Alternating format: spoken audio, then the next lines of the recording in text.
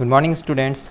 आज हम लोग chemical reactions and chemical equations के बारे में पढ़ेंगे और उसके बाद एक केमिकल इक्वेशन को बैलेंस कैसे करते हैं उसको भी सीखेंगे। स्टार्ट करते हैं केमिकल रिएक्शन से।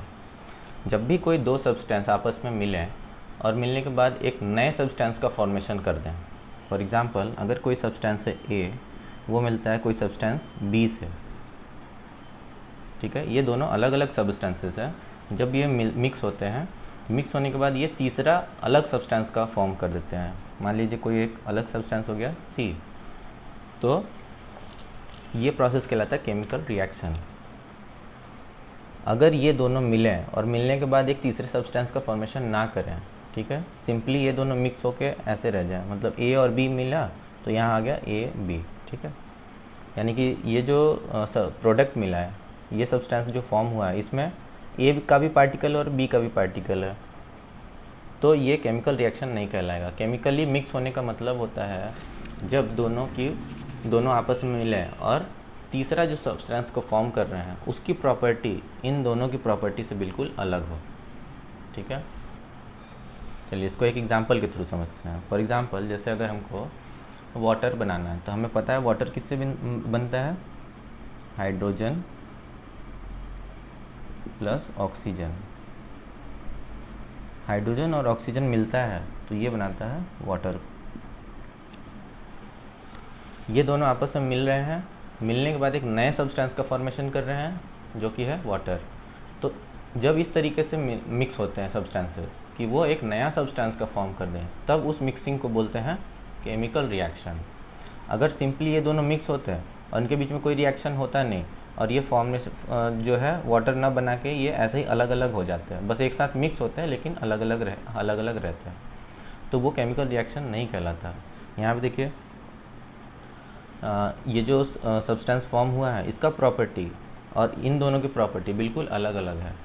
जैसे हाइड्रोजन क्या है, हाइड्रोजन एक गैस है, ऑक्सीजन भी एक गैस है, लेकिन वाटर एक लिक्विड है। तो ये देखिए इसकी प्रॉपर्टी क्या होगी, एक लिक्विड है, ये लिक्विड बन गया। पहले दोनों गैस थे, बाद में लिक्विड बन गया, तो बिल्कुल ही अलग प्रॉपर्टी हो गया। दूसरा एग्जांपल लें, अगर कार्बन प्लस ऑक्सीजन, कार्बन एक सब्सटेंस है, ऑक्सीजन दूसरा सब्सटेंस है। जब ये दोनों मिलते हैं तो ये बनाते हैं कार्बन डाइऑक्साइड।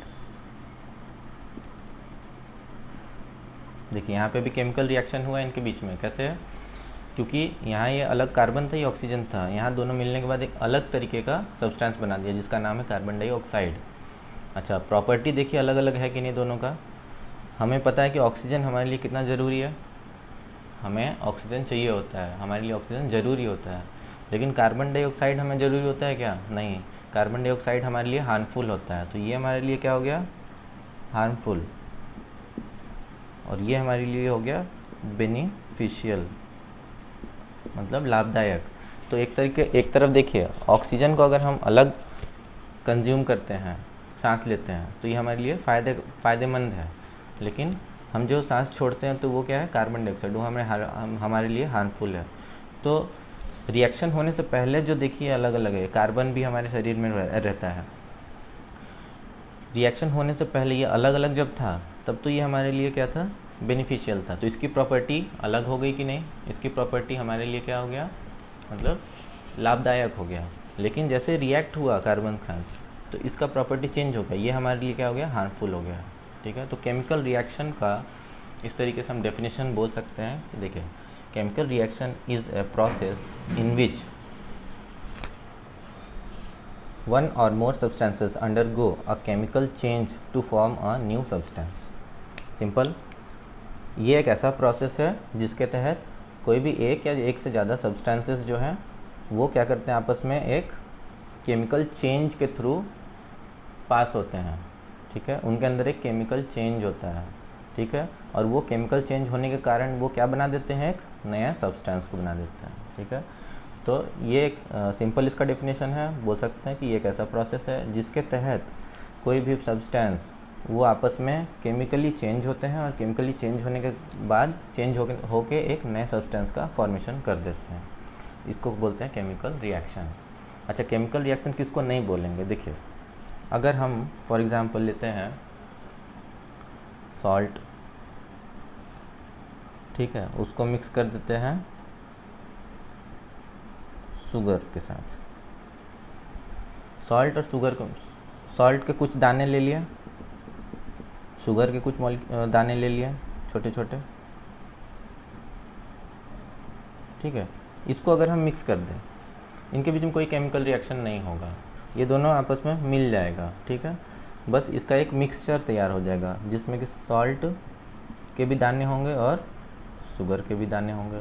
ये एक तरीके का ऐसा मिक्सचर बनेगा जिसमें कि ढूंढने पे हम इसमें से ढूंढ के हम शुगर के भी दाने अलग कर सकते हैं और सॉल्ट के भी दाने अलग कर सकते हैं। वो केमिकली कंबाइन नहीं हुए हैं। अगर केमिकली कंबाइन हो जाते हैं ना ये दोनों आपस में, तो हम फिर इसमें से सॉल्ट और शुगर को अलग नहीं कर पाते।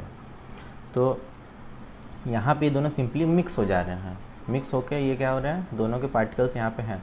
अब यहाँ से हम देखें प्रॉपर्टी, देखिए इसकी प्रॉपर्टी इन दोनों से अलग है क्या? नहीं है, क्योंकि इसमें से अगर हम शुगर निकालें तो वो भी मीठा लगेगा और ये शुगर भी मीठा लगेगा। इसमें से सॉल्ट निकालें, उसको टेस्ट करें तो वो भी हमें नमकीन है, उसका टेस्ट आएगा। यहाँ पे सॉल्ट है, उसका जो है टेस्ट वो बिल्कुल सेम होगा। तो यहाँ पे प्रॉपर्टी भी चेंज नहीं हुआ और दोनों क्या हुआ, केमिकली मिक्स भी नहीं हुआ। इसलिए ये केमिकल रिएक्शन नहीं कहलाएगा। ये क्या कहलाएगा, एक सिंपली एक मिक्सचर कहलाएगा। ये क्या हो गया, एक मिक्सचर कहलाएगा। नेक्स्ट आते हैं केमिकल इक्वेशन पे। केमिकल इक्वेशन क्या होता है, जो केमिकल रिएक्शन को हम शो करते हैं, उस शो करने के तरीके को, उसके सिंबॉलिक रिप्रेजेंटेशन को केमिकल इक्वेशन बोलते हैं। फॉर एग्जांपल,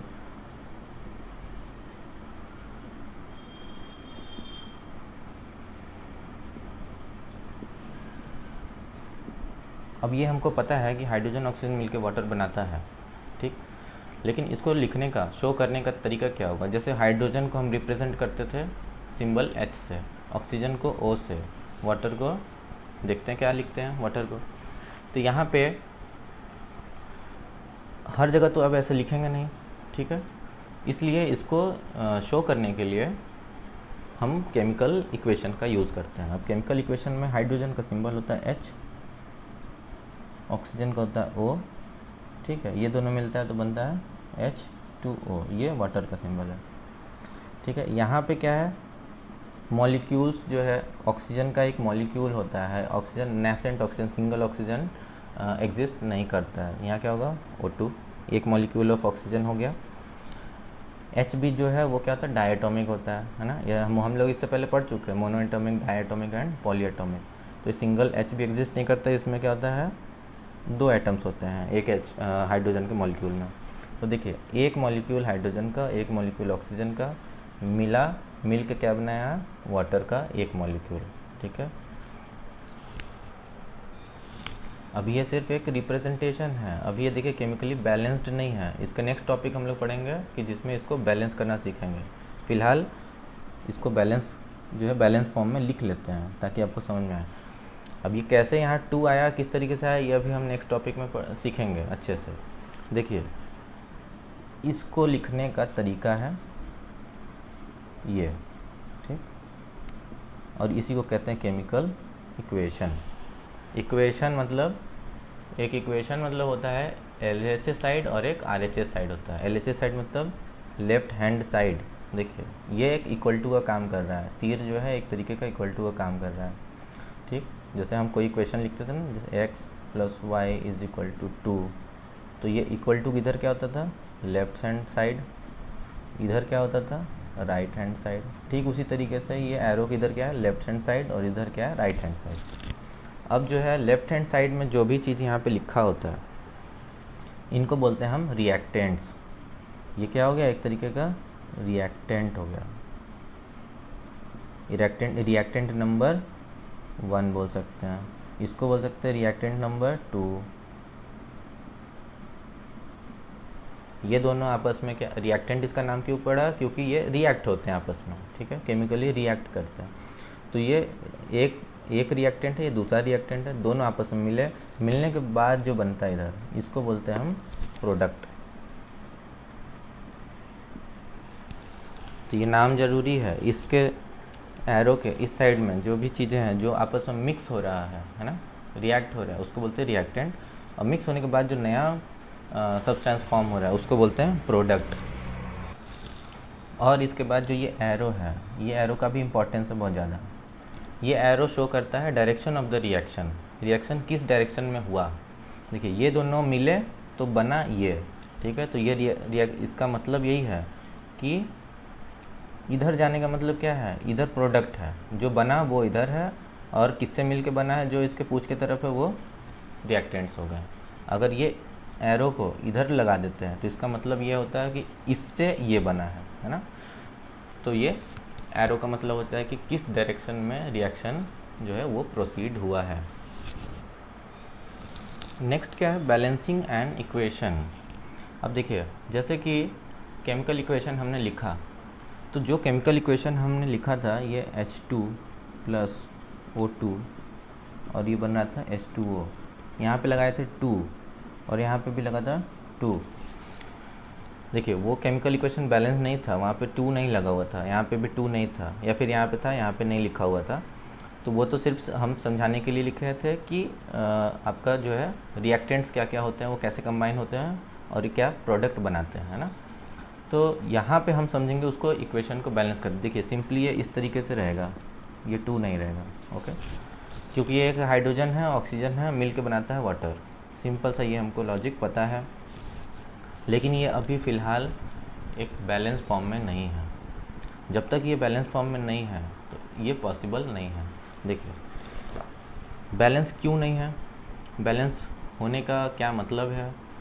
बैलेंस होने का मतलब ये है कि जितने भी नंबर ऑफ़ एटम्स इस साइड में होंगे हर एलिमेंट के, उतने ही number of atoms product side में भी उस एलिमेंट के होने चाहिए। देखिए अलग अलग दिखते हैं, जैसे इधर हाइड्रोजन का एटम है और क्या है, ऑक्सीजन का एटम है, ठीक। और यहाँ पे भी हाइड्रोजन है और इसमें ऑक्सीजन मिला हुआ है। यहाँ पे जितना भी हाइड्रोजन का एटम होगा इस साइड में भी हाइड्रोजन के उतना ही एटम होना चाहिए। यहाँ पे जितना ऑक्सीजन का एटम होगा इस साइड में भी ऑक्सीजन का उतना एटम होना चाहिए, ठीक है। फिलहाल यहाँ पे देखिए ये 2 जो है सबस्क्रिप्ट बोलते हैं, नीचे में जो लिखा होता है इसको बोलते हैं सबस्क्रिप्ट। यहाँ पे O का सबस्क्रिप्ट कितना है, 2, ठीक है। यहाँ H का कितना है, 2, यहाँ H का 2 है, यहाँ वो का नहीं है कुछ, तो यहाँ पे 1 मान लेंगे, इसका सबस्क्रिप्ट 1 है, ठीक है। और ये सबस्क्रिप्ट क्या शो कर रहा है, एटम्स को। यहाँ पे देखिए H जो है उसका सबस्क्रिप्ट 2 है, यानी कि H का कितना एटम हो गया, 2 एटम हो गया। 2 एटम ऑफ हाइड्रोजन यहाँ है और इस साइड में भी 2 एटम ऑफ हाइड्रोजन है, तो हाइड्रोजन तो दोनों बराबर हैं, ठीक है। लेकिन क्या ऑक्सीजन का एटम बराबर है, नहीं। ऑक्सीजन का यहाँ पे 2 एटम है और यहाँ ऑक्सीजन का 1 ही एटम है, ऑक्सीजन बराबर नहीं है। अब इसको बैलेंस करने के लिए हम पूरा प्रोसीजर फॉलो करेंगे। चलिए इसको बैलेंस करते हैं। बैलेंस करने के लिए हमने पहले देख लिया कि हाइड्रोजन तो बराबर है, ऑक्सीजन बराबर नहीं है। हमको पहले ऑक्सीजन बराबर करना है क्योंकि ऑक्सीजन बराबर है नहीं। यहाँ ऑक्सीजन का 2 एटम है, यहाँ पे ऑक्सीजन का 1 ही एटम है। अच्छा, तो आप बोलेंगे कि यहाँ पे 2 लगा दें, नहीं। सबस्क्रिप्ट हम कभी भी अलग से नहीं लगा सकते। ये आप सबसे पहले ये सबसे ज़रूरी चीज़ याद रखिएगा कि ये जो है सबस्क्रिप्ट नहीं लगा सकते कभी भी। जब भी यहाँ पे हमें कोई नंबर लगाना होगा तो हम उसको लगाएंगे यहाँ पे। और इसका मतलब क्या होता है, इसका मतलब होता है कि ये 2 जो है सबके साथ मल्टीप्लाई हो गया, यानी कि 2 ऑक्सीजन देखिए 2 हो गया। यहाँ इसका सिंपल से ये मतलब है कि 2 मॉलिक्यूल आ गया H2O का। H2O अगर लिखा हुआ है सिंबल तो इसका मतलब यहाँ पे 1 लगा हुआ है ऑलरेडी, यानी 1 मॉलिक्यूल ऑफ H2O है। अगर इसके आगे 2 लग गया यानी कि 2 मॉलिक्यूल ऑफ H2O है, ठीक है। अब 2 मॉलिक्यूल ऑफ H2O का मतलब कि H2O प्लस H2O। अच्छा, इसमें टोटल H2O कितना, टोटल H के अगर एटम देखें तो कितना है, H के यहाँ पे 2 एटम है, यहाँ पे H के 2 एटम है, तो टोटल एटम H के कितना हो गए, 4, ठीक है। और अगर ऑक्सीजन का एटम देखें, यहाँ ऑक्सीजन कितना है 1, यहाँ ऑक्सीजन का 1 एटम, तो ऑक्सीजन का यहाँ एटम कितना हो गया 2।